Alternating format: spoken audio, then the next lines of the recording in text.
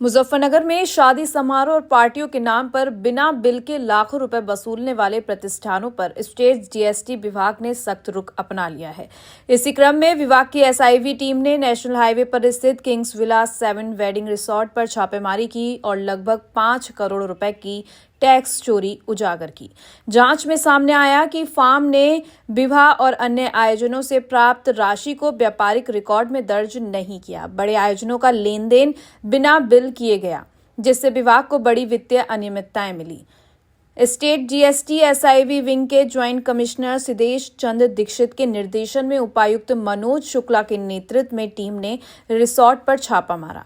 विभाग के अधिकारी बताते हैं कि टैक्स योग्य आय लगभग 5 करोड़ रुपए छिपाई गई थी और अब जुर्माना सहित पूरी राशि वसूल की जाएगी। ज्वाइंट कमिश्नर सिद्धेश चंद्र दीक्षित ने कहा कि जिले के अन्य विवाह स्थलों और बैंकेट हॉल पर भी विभाग की कड़ी नजर है और किसी भी अनियमितता पर सख्त कार्रवाई की जाएगी। उन्होंने बताया कि बैंकेट हॉल और शादी समारोह में सेवाओं पर टैक्स स्लैब 5% या 18% लागू करने पर गहन अध्ययन किया जा रहा है। यदि 18% टैक्स लगाया जाता है तो पिछले जमा टैक्स में भी बढ़ोतरी कर वसूली की जाएगी।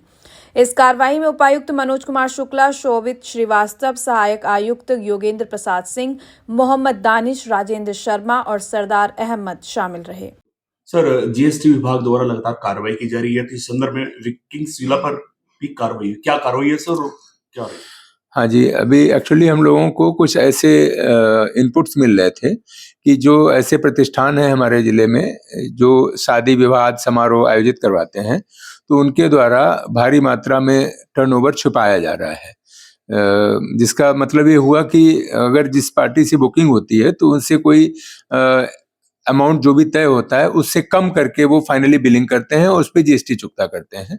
तो ऐसे पुख्ता सबूत मिले थे जिसके आधार पे हम लोगों ने, हमारी टीम ने कार्रवाई की है और कार्रवाई सफल रही है। अभी आगे की जांच और चल रही है। अभिलेख हमने वहां से अभिलेख किए हैं और अभिलेखों की जांच के आधार पर आगे डिमांड जो टैक्स और पेनल्टी आदि की निकाली जाएगी। कितने अमाउंट?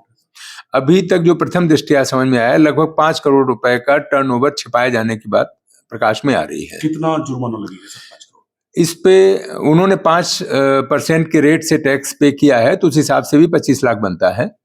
और इस पे रेट ऑफ टैक्स के विषय में भी हम रिव्यू करेंगे कि क्या ये रेट ऑफ टैक्स सही है जो सर्विसेज जो प्रोवाइड करते हैं उसके हिसाब से। अच्छा सर, मेरा कहना ये था, मतलब सीधी सी बात ये है कि पैसे ज्यादा लेते हैं और कम बिलिंग करते हैं। हाँ जी। अच्छा सर, तो बाकी और भी जनपद में इस तरह के होटल्स, फार्म हाउस या बैंक्वेट हॉल है, तो क्या? हाँ, उन पर भी हमारी नज़र है और हमारे पास उनके इनपुट्स आ रहे हैं। जैसे ही हमारे पास पुख्ता सबूत मिलते हैं तो हम उनके आधार पर प्रोसीड करके उनके खिलाफ भी कार्रवाई करेंगे। इस तरह की क्या अपील करते हैं? हमारी अपील यही है, न केवल इस ट्रेड के व्यापारियों से, बाकी सभी व्यापारियों से, कि जो भी आप व्यापार करते हैं उसको समुचित रूप से अपने अभिलेखों में दर्ज करें, दिखाएं और जो रेट ऑफ टैक्स बनता है उसके हिसाब से टैक्स अदा करें, जिससे कि राजस्व सरकार के खजाने में पहुंचे और हमारा प्रदेश और हमारा देश विकसित हो सके। सर, ये जो ट्रेड है ये कितने दायरे में आता है? 5% या? देखिए, इस पे थोड़ा सा डिस्प्यूट है क्योंकि मेरी अभी हालांकि इस पे और हमें कई सारी रूलिंग्स हम चेक कर रहे हैं उस पर। एक्चुअली जो रेस्टोरेंट में हम लोग खाना खाते हैं उसके लिए तो गवर्नमेंट ने 5% का रेट ऑफ टैक्स बनाया हुआ है अगर वो आईटीसी क्लेम नहीं करते हैं।